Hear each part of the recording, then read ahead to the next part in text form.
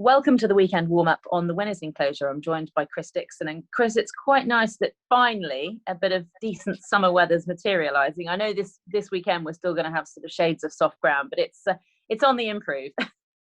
It is, and listening to Clerk of the Course at Epsom and Sandown, of course, Andrew Cooper just on Racing TV the other day, and he was saying that they'll be putting out their initial going report on Friday for Epsom. It might even have good to soft in there. So I think once we get round to Derby weekend, we're going to be looking at decent ground once again. As you said, in for a dry weekend, a really nice weather-wise bank holiday weekend, I think, but the ground is still going to be quite hard work. It's probably going to be quite dead and tacky. There will be an element of that, but it'll be drying out everywhere all the time. For the time being, I'm still looking at our meetings for horses that want soft ground, because I think that is still what we're going to be having. But obviously we're recording this after declarations on Thursday, and all of these selections are kind of based on the fact that we are expecting quite hard work still. Yeah, okay. Well, we're going to start off concentrating with a few of the highlights from Haydock on Saturday, and the ground at the moment there is soft, so it's going to have soft in the description. We'll start with the 220, the BETWAY Achilles Stakes. Quite an open-looking race here. We'll start with what's likely to be favourite, and that's El Astronaut, who won a conditions race at Chester last time. Ticks plenty of boxes, looks a key player, handles the ground, as do most of the opposition, to be honest. Yeah, he's a great horse, El Astronaut. You'll never get bored of watching him break from the gates, I don't think. He's absolutely rapid out of the stalls, and he's a great horse to watch doing that. And that early pace that he's got makes him an ideal type for Chester, I suppose. But he won this race actually last year when he was rerouted to Doncaster, and he got the better of Tarbouche, one of today's rivals. One of the rivals here. Tarbouche has still got a £3 penalty to carry because he won in listed company towards the back end of last season. But I still think that El Astronaut, even though this different type of track maybe isn't as perfect from his Chester, will have a good chance. But there's an awful lot of competition on the lead, and I just wonder whether something in behind might be able to pick them off. And with that in mind, Moss Gill was the horse I liked. With cheap pieces going on for the first time, quite interesting for a horse that can just hit a little bit of a flat spot in the midpoint of his races. Yeah, I mean, as you say, it's certainly an interesting runner, because we haven't seen Moss Gill since Dubai World Cup night, which was probably an unrealistic challenge and target, really, but a chance on ratings. Another one that handles the ground. King's Lynn was behind El Astronaut at Chester, 3/4 of a length behind him, and is obviously was getting £3 that day. Level weights today, so is worse off. But just talking about the tracks, Haydock and Chester, they are completely contrasting, aren't they? They are, and I suspect that actually King's Lynn has probably got a better chance of showing his form at somewhere like Haydock, really. Yeah. It just seemed a little bit too sharp for him, and obviously El Astronaut got away from him at Chester. That gate speed that he's got, such a big advantage there, and King's Lynn probably looked like a horse that day that would be better off going back up to 6 furlongs. But the 5 here is probably going to be a little bit more in keeping with what sort of test he wants, and I certainly wouldn't rule him out running pretty well here, for all that he's got a little bit to find with 1 or 2 on ratings. Okay, we'll move on to the 255, which is the Pinnacle Stakes. It's a Group 3 for fillies and mares. Caballetto is likely to be a fairly short price favourite. She was a well-beaten third in a better race than this in the Middleton Stakes at York last time. Was a listed winner last year. I think she's quite short. Do you, for this? I'm going to go with her. I agree that she probably is quite short, but there's a little angle that I quite like the look of. First up at York, I think the trip was far too short, and it very much looked to me like a run to get her season started, get her sharpened up, and then build into this kind of level of competition once again, because her form last year had been over sort of 1.5 miles and 1.75 miles, and they started her out over what is a fairly fast 10 around York. The angle that I like with it is the application of some blinkers here today, Emma. Full sister Jeweler won in first-time blinkers when they were tried. The half-sister Alla Brave won in first-time blinkers when they were tried. And the Dam, she won in a first-time visor. And the blinkers go on for the first time here, and I think they really could rev her up. And given that she's got the best form in the book from last year, I think she might show it, she might surpass it. She'll handle the conditions, and I thought she was the way to go. Wow, I'm loving the family knowledge on blinkers. That's a great start, and actually very, very interesting. I can totally see why why you're putting her up. I just, on bare form, looked at it and thought 11-8. I thought looked a little bit skinny, but then you look at the opposition. It's hit and miss. Exactly. Laloon has slightly hit and miss form, made a winning reappearance at Nottingham last month, and Oriental Mystique probably isn't good enough on form, but ran well at Goodwood behind Alpinista, and I thought would, like a lot of Davis Simcox horses, would come on from that and put her in the mix at a sort of better and more appealing price, really. And she'll, if the ground is testing, she'll handle it, won't she? She's from a family of horses that love that kind of ground, and she's got form on that soft surface in the past as well. And as you say, every chance that she takes a step forward for that outing, I think she is the main danger. Oriental Mystique, to be honest. I know that obviously La Luna won at Nottingham on her return, but I didn't think that was a particularly strong race, to be honest, at Nottingham. I don't think that was great form, and she will need to improve on that on what will be a different surface this time. Yeah, no, sure. And then another of the feature races on the card at Haydock on Saturday is the John O'Gaunt Stakes. This is fascinating because you've got some classy horses here. Safe Voyage is the more proven one, having finished 3rd and 4th in 2 runnings of the Foray on Arc Day. Group 2 winner in Ireland last year. Was well beaten in the lock-ins, but you can forgive that because it was a Group 1. Has very much got conditions to suit. 7 furlongs on soft ground. Yeah, and around Haydock. He won this race the last time it was run back in 2019, and he absolutely loves Haydock, does Safe Voyage. So I think from that point of view, you can be fairly sure that he's going to run his race, that he'll turn up in form and give his running. And that will put him right in the mix. But I think it is a competitive enough race. And because of all those obvious factors, he's right towards the 4 in the betting. And I thought there was maybe some value elsewhere in the race. Okay, go on. Where are you looking? I'm going to go for Glorious Journey, who has been globetrotting a little bit recently.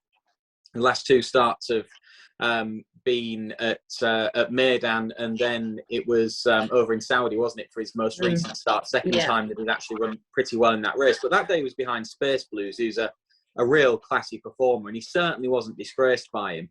He's got some good form in the book over the years as Glorious Journey, including what on figures is about the best run of his life when he won at Newbury in Group 2 company a couple of years back on soft ground, and he hasn't had that many goes on really soft ground since.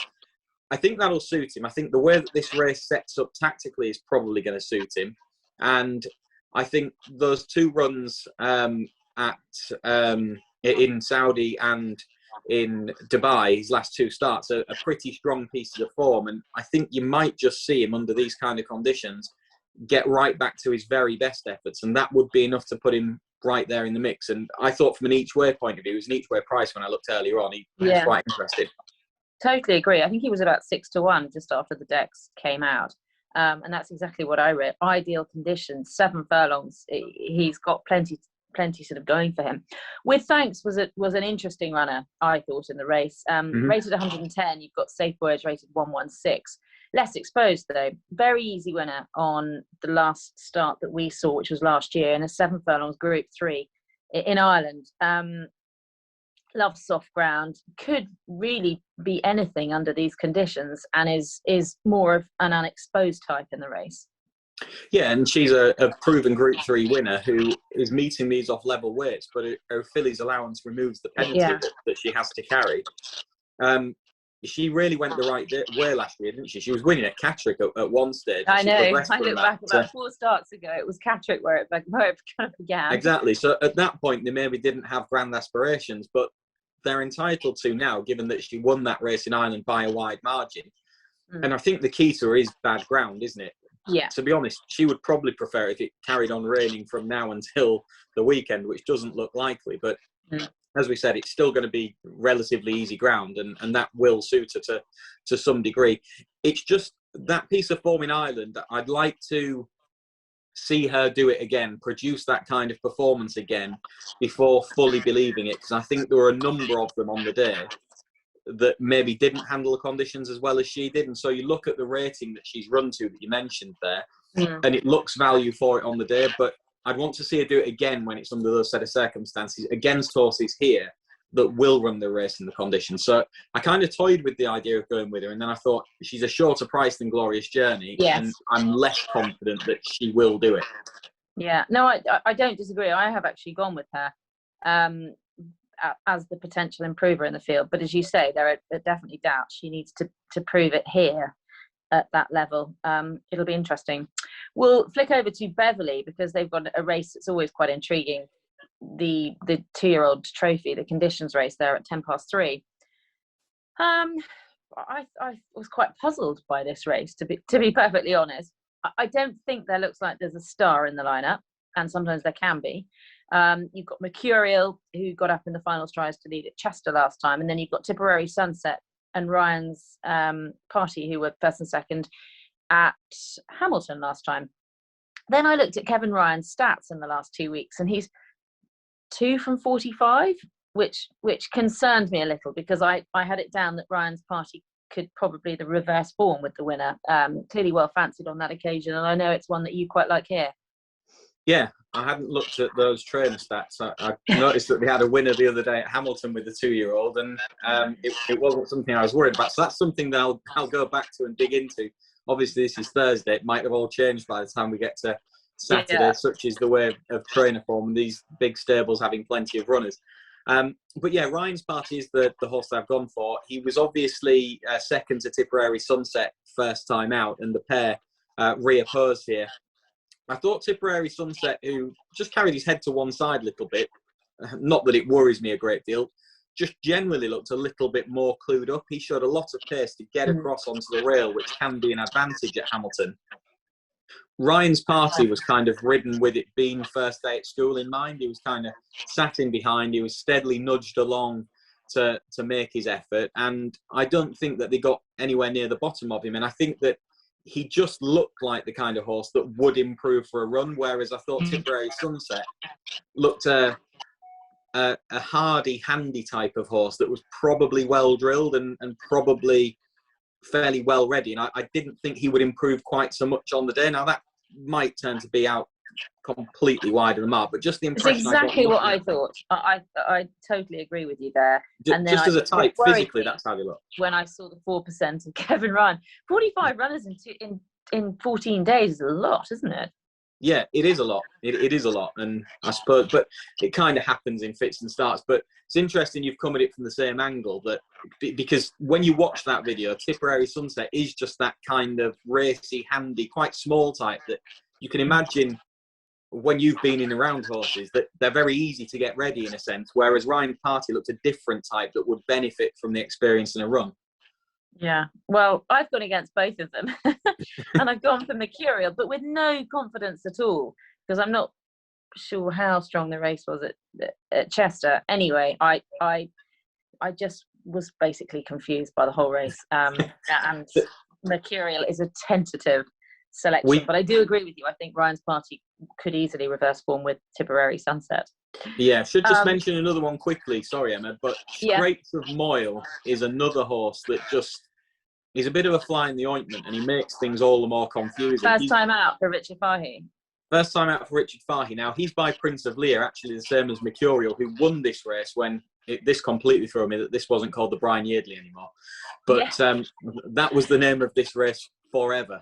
But he Hilary Needler. They used to be the two, didn't they? They did. But interestingly, Prince of Lear won this on his debut, having been a breeze-up horse. And just the fact that they're doing the same thing with this horse, he was a 105 grand at a recent breeze-up sale, and sending him straight into it. And the same connections, that was obviously Robert Cowley who trained him. Richard Fahey sent Summer Sands for these same owners second time out to win the race last time it was run in 2019. So I think these owners, Peter Swan, Cool Silk Partnership, they like to target this race, and I suspect that Straits of Moyle, expensive breezer, has been showing up well enough since he got to Richard Fahey's. Yeah, it wouldn't surprise me at all. You wouldn't target the race either, would you, unless there was an engine there. So I think maybe the market could be a very good guide to what was the Brian Yardley. What about Chester? We'll start with the 240 here, a fillies handicap that's really quite open. Another Bat was an easy winner of a sort of similar type of race at Thirsk last time. drawn 7 of 11 here is £5 higher. How key is the draw, in your opinion, over this trip? It is pretty important. This is the non-fillies handicap, isn't it? We got thrown here because we got sent to race times and they messed things around, but we're all right. The fillies handicap's the next race. Sorry, yeah. Yeah, but this is the 240, and the draw is going to be important. And another bat in 7 hasn't fared too badly, I don't think. He comes out of that red-hot piece of form, doesn't he? Grove Ferry, the winner at Chester's May meeting. Another bat finished 6th that day. He came out and won next time out. The 2nd and 3rd horses, Doulas, he came out and won on his next start. And Kinran came out and won at York on his next start. So that form is proving really, really strong. And the horse that I like in this race is Edge to Lab, who's drawn in stall 1. He was drawn in 10 when he ran in that May meeting race. He finished in front of another bat. So he's got a pull at the weights this time around. He's got a much better draw, and he's got a lot of early pace. He breaks from the gates very, very well. And I think he might just be able to get away from them and slip the field under conditions he likes. Okay, well, I'm tentatively going with Boardman, who'll be coming out of stall 4, has won his last couple of starts at Haydock and then bolted up at York last time. Admittedly, is £10 higher today, but as he should be, the manner in which he won last time out. But all in all, it's quite an intriguing race, isn't it? It's you've got Azano then, who was 2nd to another bat at Thirsk last time, but's got a nightmare draw 12 here. Yeah, he's drawn out wide, and he's a horse that I know David O'Mara feels that he needs to make the running. And from that draw, it's not going to be that easy, particularly when you've got a horse like Edge Talab who breaks well, goes forward. Now, he might not lead Edge Talab, but I think from stall 1, that's what Richard Kingscott will try and do. And I think it might just be difficult for a horse like Azano from that kind of berth. But yeah, I'm quite keen on Edge Talab. I like the jockey booking. I like the draw. I like the run last time out. I think he's got a real good chance. Okay, and then the fillies handicap that I was talking about, that's now moved to 3:15 at Chester. This is a tricky race.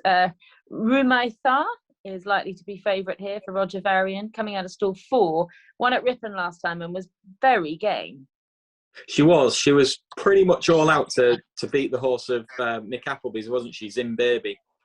That day. I was actually at Ripon on that occasion, and she's a bit of a handful, is Rumaitha. She wears the red hood in the prelims. She gets herself a little bit worked up. She has help down at the stalls to get her in and loaded. So she's a little bit of a madam.